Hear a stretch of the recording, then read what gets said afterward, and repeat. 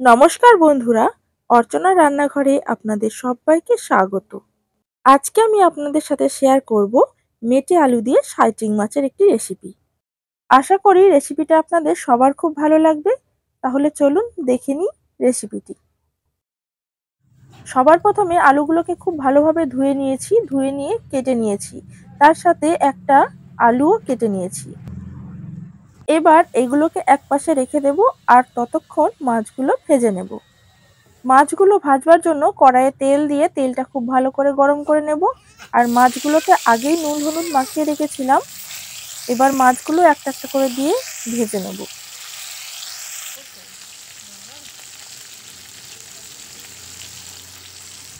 মাছগুলো এক পাশ থেকে ভাজা হয়ে গেছে, এবার অন্য পাশে উল্টে দেব।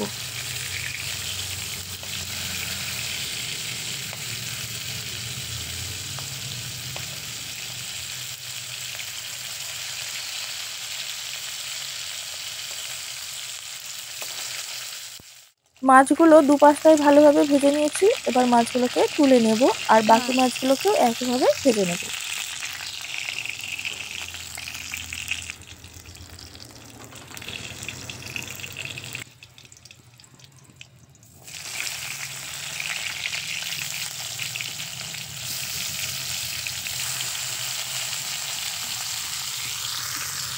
মাছগুলো ভাজা হয়ে গেছে, এখন এই মাছগুলোকেও তুলে নিচ্ছি।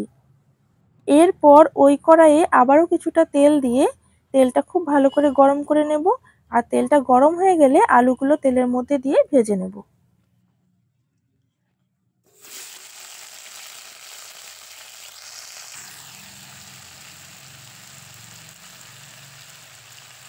আলুগুলো ভেজে নেওয়ার জন্য আলুর মধ্যে দিয়ে দিচ্ছি সামান্য নুন আর সামান্য হলুদ গুঁড়ো।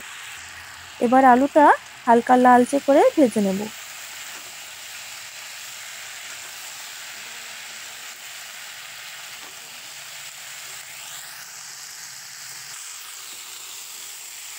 আলুগুলো ভাজা হয়ে গেছে, এখন আলুগুলোকে তুলে নেব।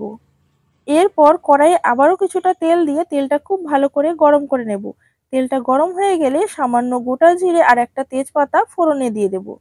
ফোড়নটা ভাজা হয়ে গেলে একটা পেঁয়াজ কুচি তেলের মধ্যে দিয়ে পেঁয়াজটা হালকা লাল করে ভেজে নেব। পেঁয়াজটা হালকা লাল করে ভেজে নিয়েছি, এখন এর মধ্যে দিয়ে দিচ্ছি আদা বাটা।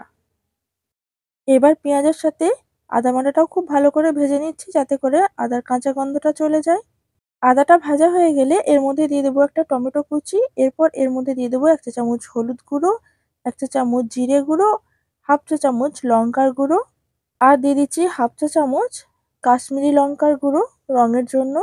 আর সবার শেষে দিয়ে দিচ্ছি স্বাদ অনুযায়ী নুন। এবার মশলাটা খুব ভালো করে ভেজে নেব।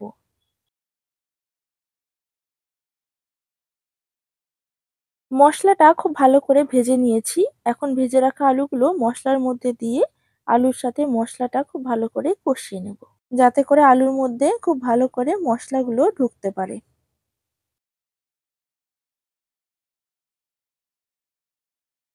আলুটা মশলার সাথে খুব ভালো করে কষিয়ে নিয়েছি। এবার এর মধ্যে দিয়ে দেব পরিমাণ মতো জল। আপনারা যেরকম ঝোল রাখতে চাইবেন সেই অনুযায়ী জল দেবেন। আমি এখানে ছোট বাটির 2 বাটি জল ব্যবহার করেছি। এবার ভালো করে নেড়েচেড়ে জলটা খুব ভালো করে মিশিয়ে নিয়ে মাছগুলো উপর থেকে এক এক করে দিয়ে দেব।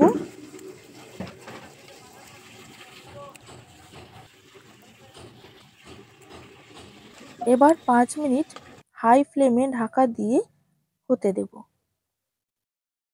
5 মিনিট পর আলু ভালোভাবে সেদ্ধ হয়ে গেলে উপর থেকে ধনেপাতা ছড়িয়ে দিয়ে নেড়েচেড়ে নিয়ে নামিয়ে নেব।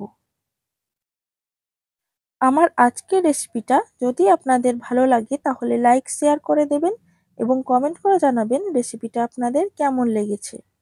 চ্যানেলে নতুন বন্ধু হয়ে থাকলে চ্যানেলটি সাবস্ক্রাইব করে নিয়ে পাশে থাকার অনুরোধ রইল। দেখা হবে পরের কোনো ভিডিওতে। ভালো থাকবেন, সুস্থ থাকবেন।